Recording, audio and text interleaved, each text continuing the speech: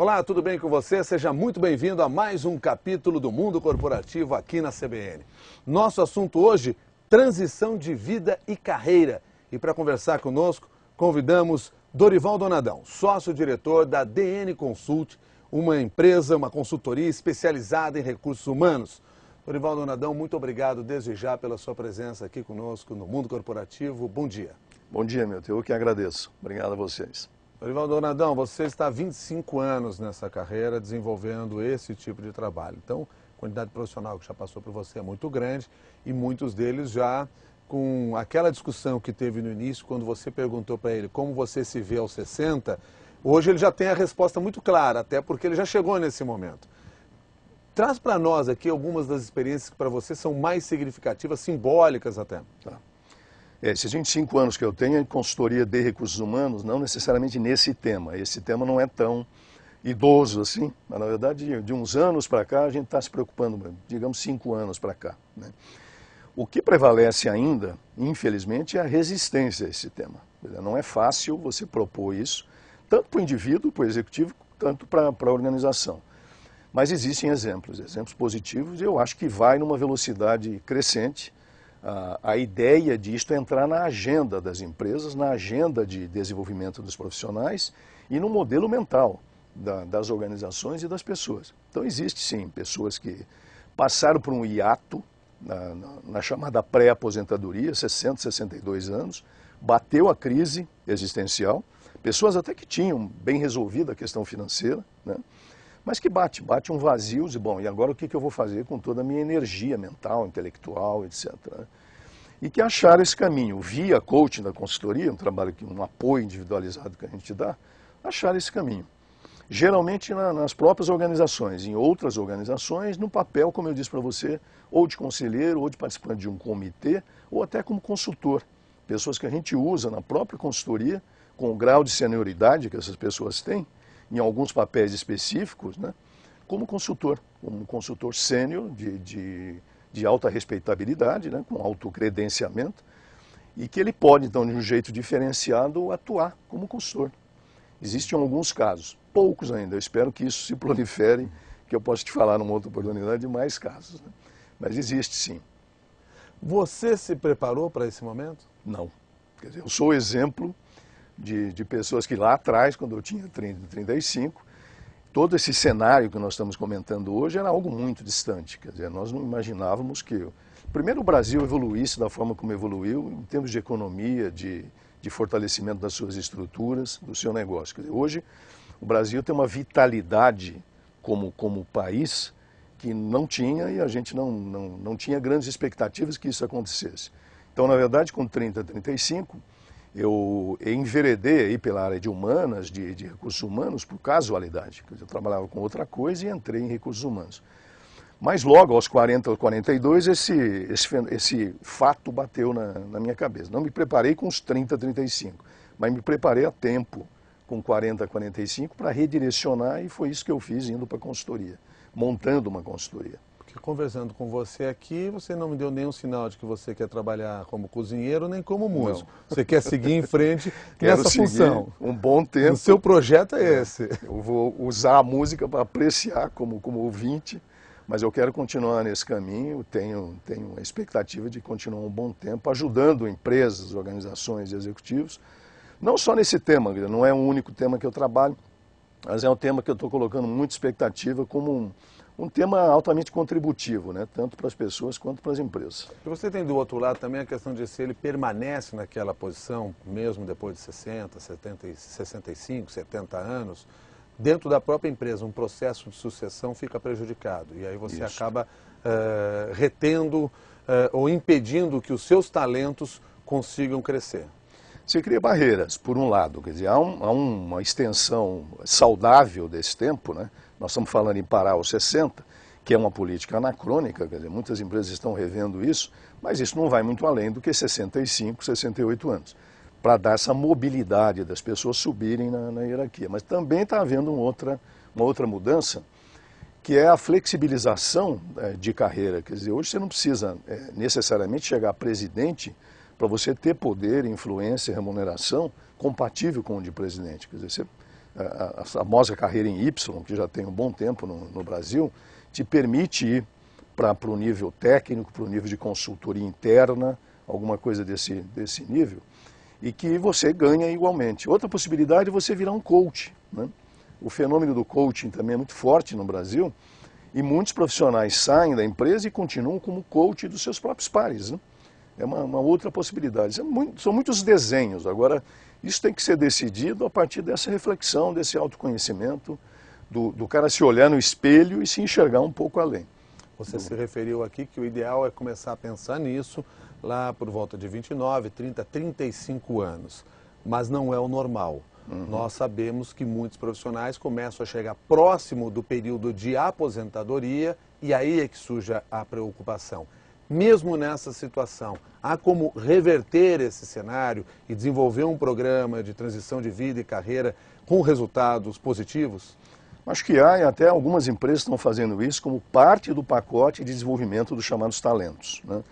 Não é comum o cara com 30, 35 começar a se ver com 65, mas há um outro fator motivacional para isso. Ele está vendo o pai dele, né, os tios, muitas vezes nessa situação. Se aposentam e caem um vazio existencial, parece que estão indo para o cemitério dos elefantes. Então ele percebe isso, ele percebe como isso é danoso, inclusive para a saúde mental, em todos os aspectos. E ele não quer repetir esse exemplo. Então, um mínimo de sensibilidade há nesse cara de 30, 35, porque ele tem alguns exemplos de pessoas que estão nessa sinuca, né? Estão com 65, 70, se sentindo fortes, produtivos, perfeitamente lúcidos, né? E sem possibilidade de produzir, quer dizer, sem um espaço organizacional onde ele possa ser produtivo.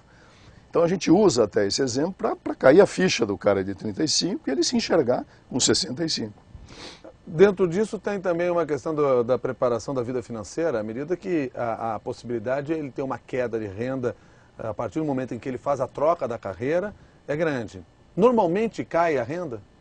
Normalmente cai, mas se a gente usar esse espectro de possibilidades, dele ser consultor, dele ser coach, de ele de alguma forma atuar num conselho, a remuneração para isso também subiu no Brasil. Faz parte desse fenômeno que eu te falei, da evolução do modelo de governança do Brasil.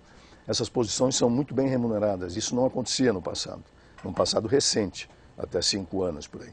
Então ele pode sim ter o mesmo nível de remuneração e muitas vezes eu conheço casos em que há uma elevação da remuneração, mudando de chapéu profissional. Não é ainda o comum, não é a maioria, mas é um caminho, é uma tendência. E essa tendência deve se fortalecer. Ele pode encontrar um campo de competência, até um campo de diferenciação, dele ter uma atuação diferenciada no mercado, numa organização ou numa ONG, nesse fenômeno também comum no Brasil de evolução do terceiro setor, onde ele pode e deve ser bem remunerado. Tem essa questão importante, né? Quer dizer, ele pode, dentro dessa transição de carreira, dentro desse horizonte, usar a experiência adquirida no terceiro setor. Sim. Não necessariamente numa empresa ou num negócio próprio, mas em alguma organização não governamental na qual ele possa desenvolver todo o seu talento lá dentro em benefício de uma causa. Sim, fora do Brasil isso é muito comum há mais tempo. No Brasil esse cenário está muito forte hoje, do chamado terceiro setor, e no próprio poder público. Que é uma outra coisa que a gente acompanha com otimismo aí, né? É a mudança do modelo no próprio poder público.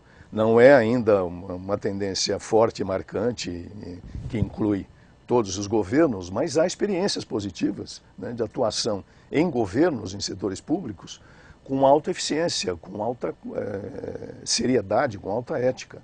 Então, como bom cidadão, eu acredito até que esse exemplo vá se proliferar e que seja possível o cara com 65 anos ir, por exemplo, para o poder público, com algum tipo de colaboração, não necessariamente como funcionário público, mas como um prestador de serviço. E também ali ele ser produtivo. Como é que você consegue trabalhar essa sua ideia com um jovem que vai entrar no mercado de trabalho e aí você olha para ele e diz assim, você já tem que estar pensando no que vai ser depois. Se ele muitas vezes sequer definiu o seu início de carreira, você já está cobrando dele como vai ser o pós-carreira.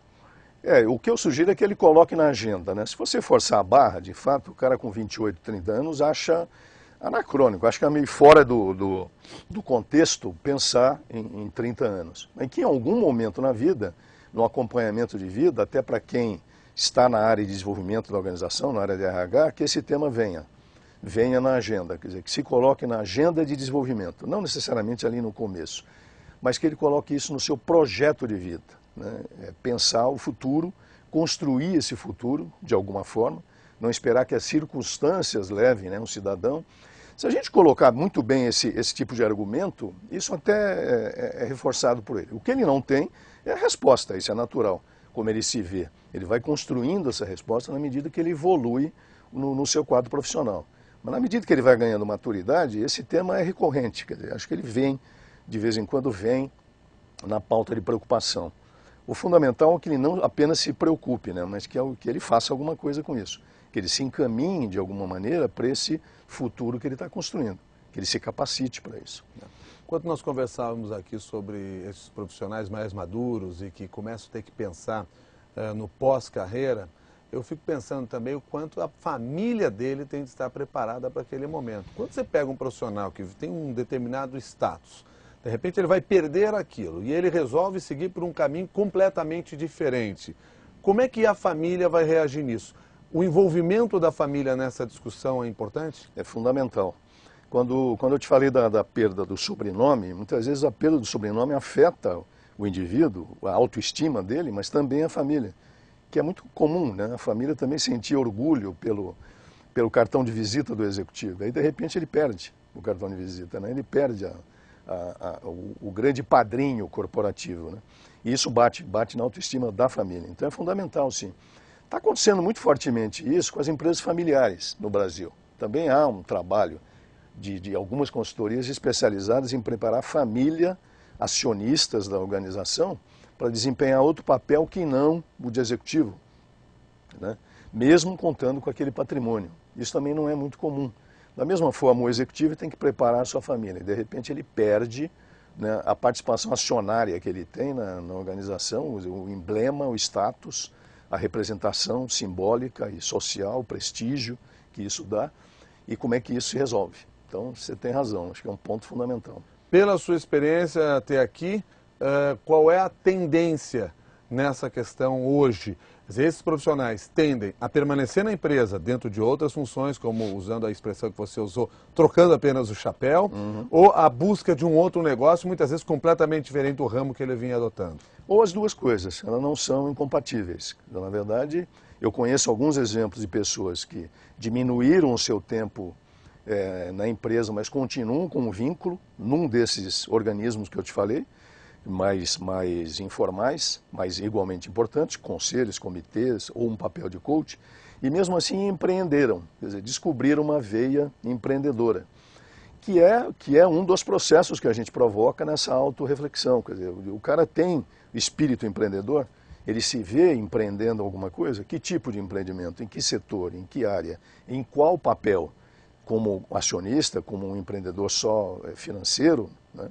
Ou se vê atuando nesse empreendimento. Então, não é incompatível o cara ter um empreendimento, ter, por exemplo, uma consultoria ou alguma outra coisa, uma franquia, alguma coisa nessa linha, e continuar trabalhando na empresa, com outro papel. Pode voltar a ter que estudar? Ah, sim. Muito comum isso, né? E é muito saudável. Gente de 60, 65 anos buscando um outro campo de conhecimento, né? Complementando o perfil de competências que ele tem, estudando, lendo, participando de grupos de debate. Se você for a um evento da Casa do Saber, por exemplo, os eventos abertos lá, de promoção do conhecimento, de literatura, é comum você ver gente de 65, de 70 ou até mais, buscando uma fonte de conhecimento. Porque o cara está ávido ainda pelo conhecimento, ele ainda continua com fome de conhecimento, né? A idade cronológica não extinguiu, não diminuiu esse interesse, ao contrário, aguçou. E muitas vezes ele descobre uma área nova. O cara que nunca se interessou por um tema, história, geografia, cultura, alguma coisa desse tipo. E arqueologia, eu descobri um cara um dia desses que descobriu que ele gostaria de estudar arqueologia por prazer pessoal, não por aplicação profissional. Então também esse caminho de você ter um projeto de estudo que te dê prazer, e de preferência que te dê prazer e que te dê algum tipo de ação produtiva, é muito comum. Está acontecendo muito fortemente hoje. Você se referiu agora há pouco à Casa do Saber. Casa do Saber é um espaço cultural em São Paulo, né, como nós estamos falando aqui para todo o Brasil. Tem um espaço cultural em São Paulo que é aberto a essas discussões, realiza cursos, mas também tem espaços abertos para debates nos mais diferentes temas sempre bastante aprofundados, inclusive com grandes especialistas. Por isso você citou a Casa do Saber como uma demonstração de como se tem uma fonte de conhecimento grande que pode ser usufruída e já se usufrui. As pessoas para buscar um maior conhecimento, né? É uma forma de você manter a busca do conhecimento de um jeito informal, mais estruturado, de alta profundidade, como você disse, não necessariamente na academia clássica, quer dizer, você buscando alguns organismos de promoção do conhecimento. Com todos os avanços, com todo o conhecimento que já se tem, o preconceito em relação ao profissional de 60 anos, ele ainda existe? Existe fortemente. Quer dizer, seria miopia não enxergar isso, né? Mas é um cenário que pode e deve mudar se os agentes que estão envolvidos nesse contexto, quer dizer, quem está lidando com esse assunto, se movimentar para a mudança. Começa com o próprio indivíduo. Quer dizer, ele próprio meio que se entrega, né? Aos 60, 62 já se acha velho, cansado, então querendo se retirar. Ele próprio alimenta o estigma, o preconceito, de que nessa idade há mesmo um decréscimo de interesse, de produtividade. E não é verdade, né? O que na verdade pode estar acontecendo aí, o desânimo vem pela falta de perspectiva do cara se ver no filme, nesse filme do futuro. Quer dizer, que papel que ele vai estar atuando. Então, a mudança começa pelo modelo mental do próprio cidadão. E aí a empresa apoiando. Quer dizer, se cidadão, empresa e outros organismos amadurecerem essa análise, essa reflexão, eu acho que isso muda rapidamente, mas existe o preconceito. O seu olhar de que haverá essa mudança se dá porque você é um otimista ou se dá porque você tem enxergado essa tendência nas empresas e nos profissionais? As duas coisas. Na verdade, eu vejo muitos exemplos, até do camarada que entregou os pontos com 60, 62, se achou meio em fase de retirada e que rapidamente teve que rever isso. Porque aí quando ele bate na vida real, ele percebe que não é verdade, ele sente necessidade de continuar produtivo, útil, né, e atuante de alguma forma, e ele retorna. Então são poucos os casos do cara que se entrega mesmo e realmente caminha para a aposentadoria. Então eu acredito que muda, que esse cenário mude. As organizações, algumas grandes organizações estão investindo nisso, né, até, como eu disse para você, como um fator de atração e de retenção de gente, de talento. E é claro que isso não vai acontecer com todo o universo de profissionais. Isso acontece num segmento, num plano de executivos, né? Lorival Donadão, para aquele que nos acompanha aqui no mundo corporativo agora, nos ouviu até aqui, resume para nós aqui a mensagem que ele tem que perceber e começar a trabalhar. Nós chamamos de transição de vida e carreira esse tema, porque é uma transição mesmo. Quer dizer, você tem que preparar essa transição, uma ponte entre a realidade de hoje e o futuro. É possível construir esse futuro profissional. Quer dizer, quem está aí com 35, 40 anos, na alta maturidade profissional, com alta energia, se sentindo altamente produtivo, tem que pensar que daqui a 20 ou 30 anos pode pintar um grande ponto de interrogação, uma grande angústia até, do que ele vai fazer no chamado pós-trabalho formal, com 65, com 70 anos. E isso é possível construir, esse projeto, que a gente chama de projeto de vida, é possível construir desde já, não é? Avaliando o seu perfil de competências, avaliando um quadro de possibilidades de atuação no mundo corporativo ou fora desse mundo, com alguma coisa que continue sendo produtivo e satisfatório para o cidadão. Enfim, é possível, viável, moldar o futuro e se preparar para ele. Ainda bem que nessa conversa aqui quem faz a pergunta sou eu, não é você. Porque eu fico pensando, se você me perguntasse, você já sabe o que vai fazer depois dos 60? Eu não sei se eu conseguiria responder claramente, mas a primeira coisa que me vem na ideia é continuar aqui conversando com você na Rádio CBN e no mundo corporativo. Lorival Donadão, muito obrigado pela sua gentileza, pelo seu conhecimento. Até uma nova oportunidade. Obrigado, Milton. Sucesso aí para você. Muito obrigado. Tchau. Lorival Donadão é sócio-diretor da DN Consult, consultoria especializada na área de recursos humanos. A você que nos acompanhou aqui nesse mundo corporativo, que eu espero continuar conversando durante muitos e muitos anos, inclusive depois dos 60 anos. Muito obrigado e até a próxima.